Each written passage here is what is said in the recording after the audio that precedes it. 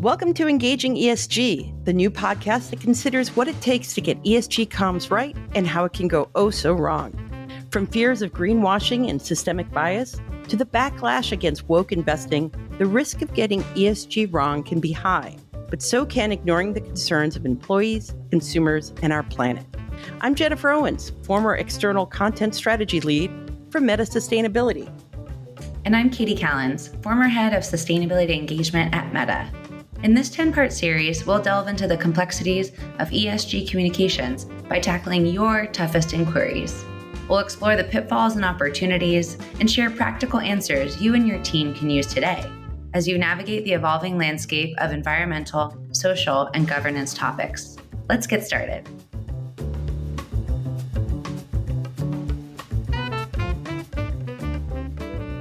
Welcome to the final episode of Engaging ESG. It's episode 10. Can you believe it, Katie? I can. We've covered such a wide range of topics throughout this podcast series, from reporting versus communications to greenwashing and green hushing, partners, investors, customers. We've covered a lot, and we really have aimed to touch on each of the primary stakeholders and potential pitfalls, that ESG comms teams face. And so just a friendly reminder that our shows are very accessible and easy to access anytime. Share us with your favorite ESG friend. And like our show, Katie and I aren't going anywhere. If you have a question for either of us, for both of us, just shoot us a note at engagingesg@gmail.com. We'd love to hear from you. And as we think about where the show goes in the future after a nice long break, we'd love to hear your thoughts on that too. So today we're going to do a little something different. We've been talking about kind of the state of all the discussions that we have had in these episodes. In this one, we're going to talk about where we see ESG comms going. It can be intriguing. It can be inspiring. It can be a very frustrating moment right now in ESG. The positive side, you have the Inflation Reduction Act, and that's pumping billions of grants and loan monies into the system, and businesses are looking at new ways to finance clean energy, sustainability projects. It's really, those stories are just like, wow, I can't believe they're doing this now. And then on the negative side, we have the political pressure doesn't seem to be going away. It's targeting major investment funds, asset managers that are using ESG metrics in their decision making. And then in the middle, we have increased reporting regulations coming from the SEC. I think in October, there's increases for regulatory metrics in the EU. It's an evolving situation, and it has companies not only reconsidering their ESG goals, but what they want to say about them. Yeah. And just to build on kind of the forward-looking timeline, one of the things I think a lot of folks are going to be looking to is the elections next year. 2024, if we have a Democratic president and cabinet and all of those things, will definitely impact the regulatory environment as well. So also something to keep in mind. And it's clear to us that folks are scared. Yeah. Unfortunately, we saw a study just recently that said that 1,200 companies don't want to talk about their ESG work. So that's quite a green hushing. That is a story. Huge number, right? 1,200. I was surprised to see that. And, quite frankly, I think we all agree that it's incredibly short-sighted. As those of us living on Earth in summer 2023, we're having the hottest. You can't hide from what's happening right now. Can't hide from it. Whether you're listening to this right now or even in the future, we are experiencing, registering our hottest ever days.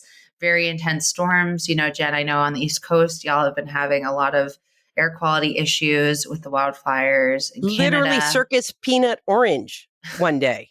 I've never seen that color. It was so intense.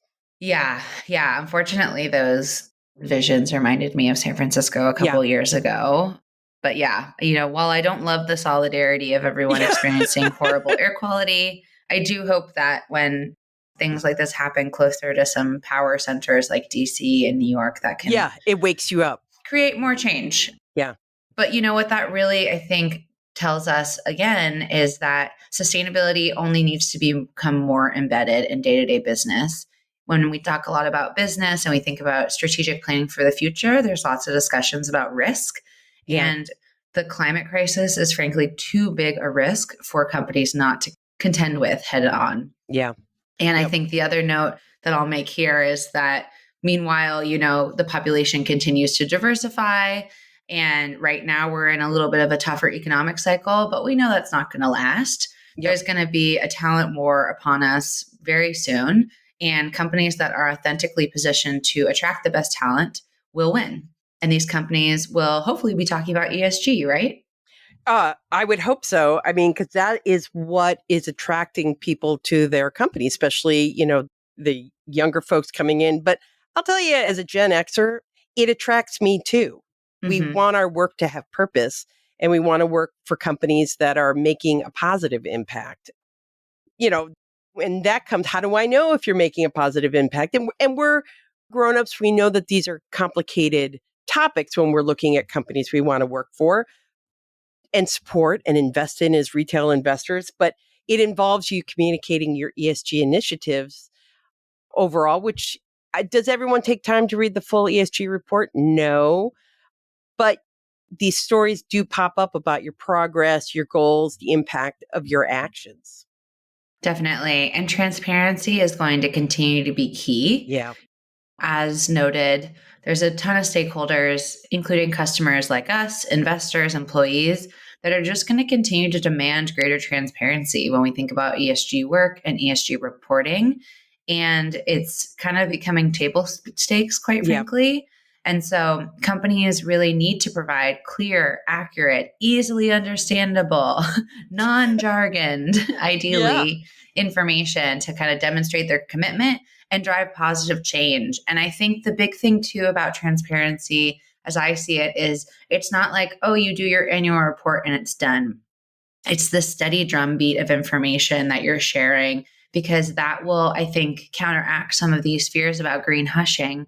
If you consistently are hearing from a company about the work they're doing, the progress on their goals, the ways that they're falling short, but still trying to get there, that track record, I think, will speak volumes.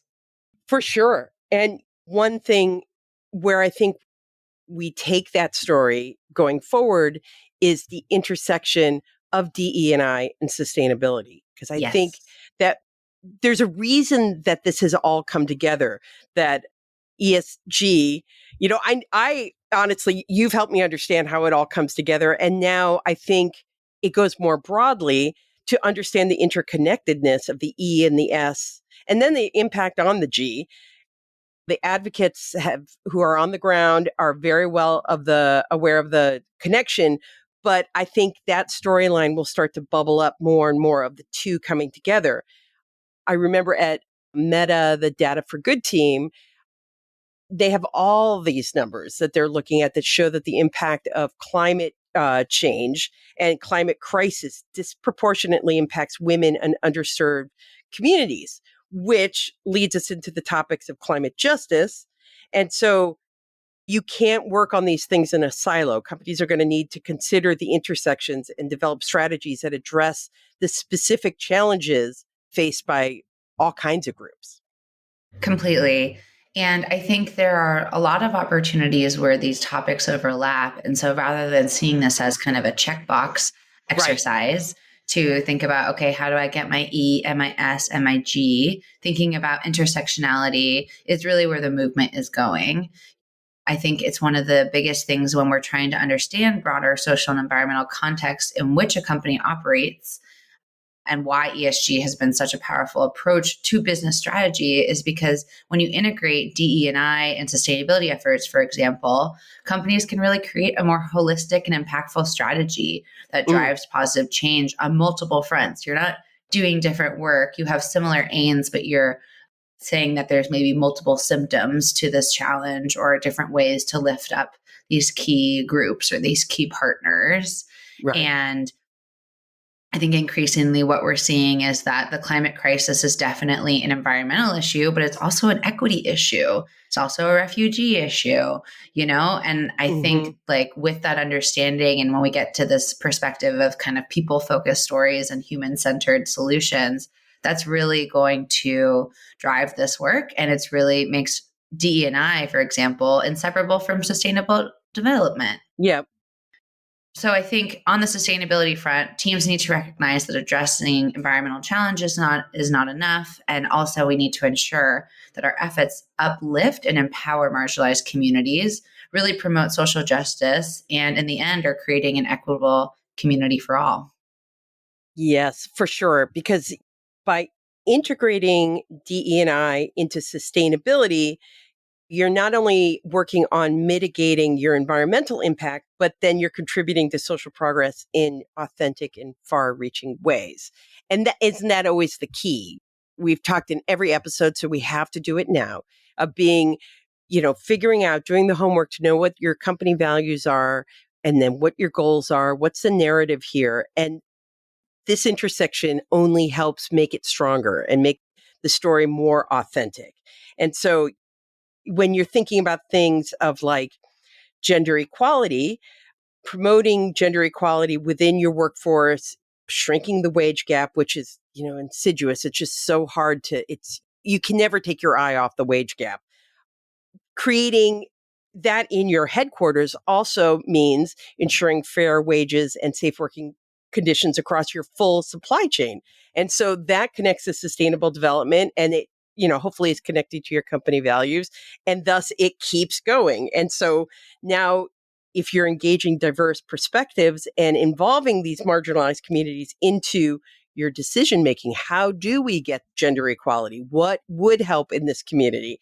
Then you can make more inclusive approaches, but also more effective approaches that address unique challenges faced by the audiences you're trying to reach. Yes. And let's not forget that companies are not alone. Yeah. There's a huge opportunity for collaboration. We had an entire episode all about the power of partnership. And we really think this is super important about the future of ESG comms too. If you're really being thoughtful about the organizations that you're partnering with, especially those that specialize in both the overlap of E and S and G topics, diversity and sustainability as an example, companies can leverage their expertise to really drive meaningful change. I think companies believe sometimes that they have to have all the answers and they have to know exactly how to solve everything because maybe they're used to having to put on that kind of brave face for investors. But this is a learning opportunity. This is an early field. And so the collaborative approach, especially where companies can be active listeners with their partners, really, I think, can propel this work forward. And there's a huge opportunity for sharing best practices, creating innovative collaborative solutions, and really amplifying impact. Yeah, definitely. And it helps bridge the gap, right? Yes. Between, because so we're saying, make the intersection happen. Live at that intersection. Well, you may not be ready. The walls may be up between the sustainability team and the diversity team, even though, you all maybe are on the same, hopefully you're on an XFN or you're making connections and the like. But sometimes it takes, you have these partners that are living and working in that to bridge those topics. What an excellent way to bring in that subject matter expert into your tent. Totally. It just reminded me of an example, Jen. So at Meta, we were building our climate justice strategy and we were working closely with Business Fights Poverty, an awesome consulting group. And so we were kind of creating an internal framework for how we did climate work, how we did social justice work, especially within our responsible supply chain. And that was really good work on its own. But then we also realized there was quite a need for education and socialization. So then we worked closely with greenbiz.org and Wiser Earth to put together a panel for Climate Week all about climate justice as a topic. And for us, it was a really important moment to say, from a partnership landscape, like, okay, you have some technical experts that are helping you figure out how to do the work more effectively. And then there's going to be other partners that help you communicate and engage. And the response from employees and executives alike was really high. And so just one topic, climate justice, like we worked with 3 different partners to create all different types of deliverables. And that's kind of a holistic way of thinking about how to bring folks along as you're doing the work, because Climate justice, I think, is a very important topic in the space and a great example of intersectionality, but it's also something that people are still wrapping their heads around. So how can you bring them along on the journey? And that's what we're saying about having, because you could just jump in both feet into climate justice and fall in a hole Right. because, it's not, you haven't done the homework around your narrative and how your values, I personally care, you care. But how does your company show up? How is your company an authentic partner to people who are already doing the work? I think that's always the moment to stop and have a thought about that. And then how can you help tell the story? Because exactly what Right. you're saying is that it's sure there are a lot of scary numbers and depressing numbers, and those numbers are real, and we need to take them in and absorb them. But there is something about telling a story that connects with people on an emotional level. Yes, definitely. And I think just to really reiterate that this work is needed to be driven by a lot of different teams across the Yes. company. Most sustainability, ESG, social impact, DE&I teams are tiny. And that's fine, because actually getting expertise from individuals across an organization is probably your best route forward because they know the comms landscape, they know the executive leadership landscape, recruiting, HR, supply teams. Like if you think Right. of a company at your organization at your company, like they probably need to be thinking about ESG.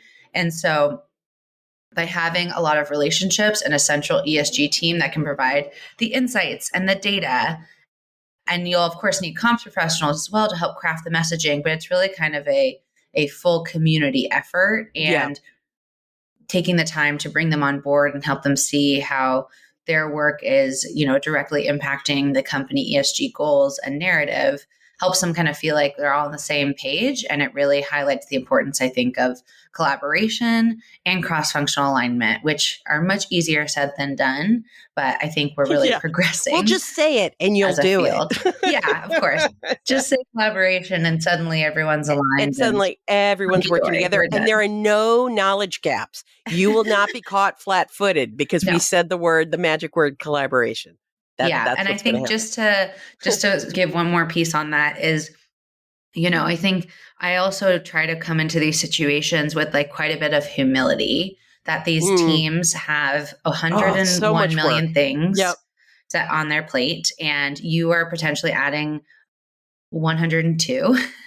Right. And so, how do you approach them as an effective partner? By understanding their goals, by understanding their objectives. And so, coming to them with that kind of framed up rather than the expectation that they're also going to just care about ESG off the bat is definitely a bit of a give and take.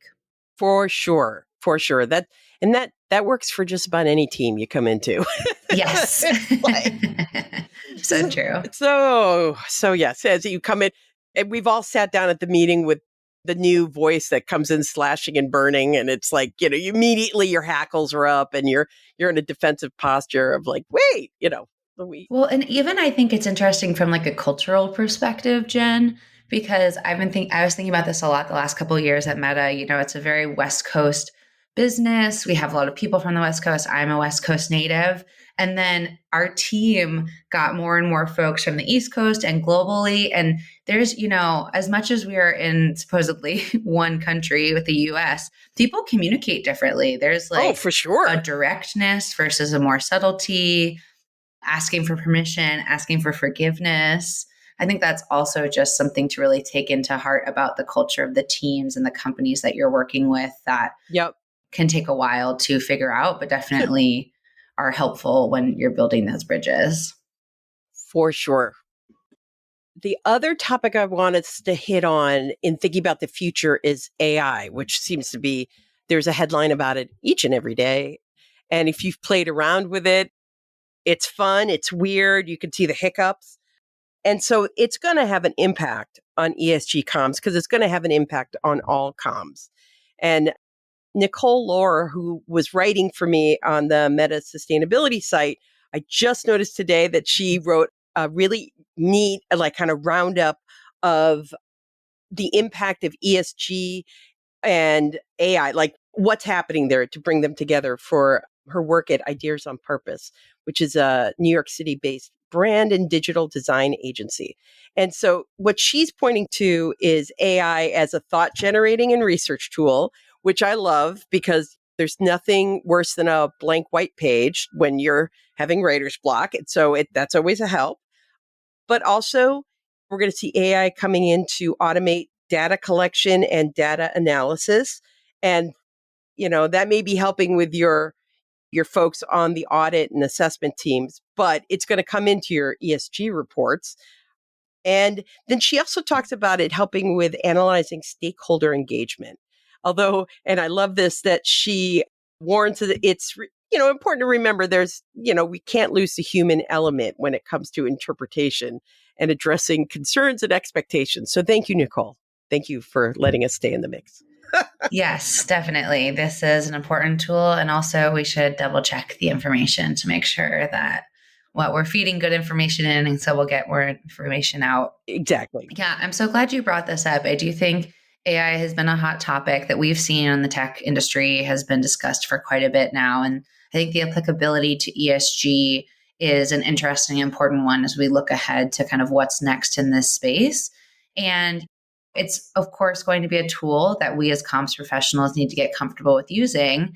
And, it's something that we can think about for when it can help us and also when it can hurt. There's a double-edged sword to each of these things. I think what AI sometimes folks are calling hallucinations and what we comms people just call errors. I love it. That's branding right there. There we go. Yes, exactly. Hallucinations of the robots. Hallucinations. Oh my gosh, that's so silly. I love it.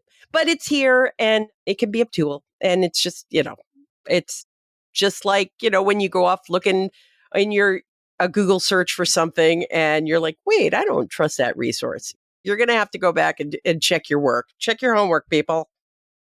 So yes, definitely. And I think for those deeper on the data side of ESG work, it's also worth noting that AI is going to continue to be a tool and a resource for crunching the numbers of a lot of the back end data that is kind of creating the ratings and rankings, going into reports. And so there's quite a few ways that AI is showing up in both the comms and the day-to-day data piece. The measurement, verification, and reporting side of it. Yeah. Exactly. Well, Katie, as we wrap up this particular episode and the series for now, I know I want to thank our listeners for joining us on this Engaging ESG journey. I mean, we didn't know where we were going to go when we started. This has been very exciting. And I've enjoyed going on this exploration of the evolving world of ESG and its impact on businesses and society. And I hope that, our peers who are fighting the good fight with their comms teams know that we not only see them, but we value the work they do every day. Yes, definitely. And I'll have to give a special thank you to Jen for gently nudging me to do this project. I'm not going to lie. At first, I was not so sure if this was the right platform for me. And I just have to say, it has been such a delight. It's been such a fun way to think about the work that you and I have gotten to do at Meta and other organizations and think about it, make it more accessible for a broader audience. And I'll also just share the anecdote that my mom told me after listening to this series that she finally understands my work. Oh, then we've after won. 10 years. So thanks, Mom, for listening. Really appreciate the support. But in all seriousness, thank you so much too to the folks who have been following along with us on this journey. I think, as Jen mentioned, we thought we had some important things to share, but weren't totally sure if there'd be a market or an interest in it. And we have just gotten so much amazing feedback. So great. From a broad set of peers who are deep in this space or folks who are just starting to wrap their minds around it. And so we'll just close by saying that, no matter where you are in terms of understanding ESG in the comms landscape, there's a place for you. We really want you to see yourself as part of this movement because it takes everyone. I am often repeating the drawdown line of every job is a climate job. Mm-hmm. So please do keep that in mind. And I really hope that our discussions have provided you with some key nuggets of insight and sparked maybe some meaningful conversations in your companies. And just to remember that ESG is not a trend. It's really an ongoing journey towards a more sustainable and inclusive future.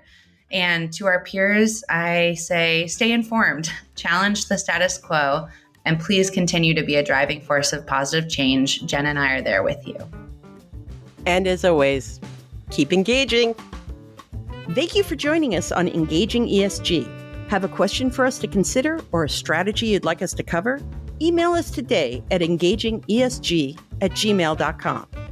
Please remember to rate, review, and subscribe to Engaging ESG today. It helps us grow, and even better, be sure to share the podcast with your favorite sustainability, diversity, or social impact colleague. And until next time, keep engaging.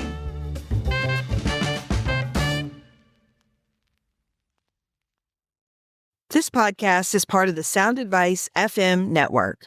Sound Advice FM, women's voices amplified.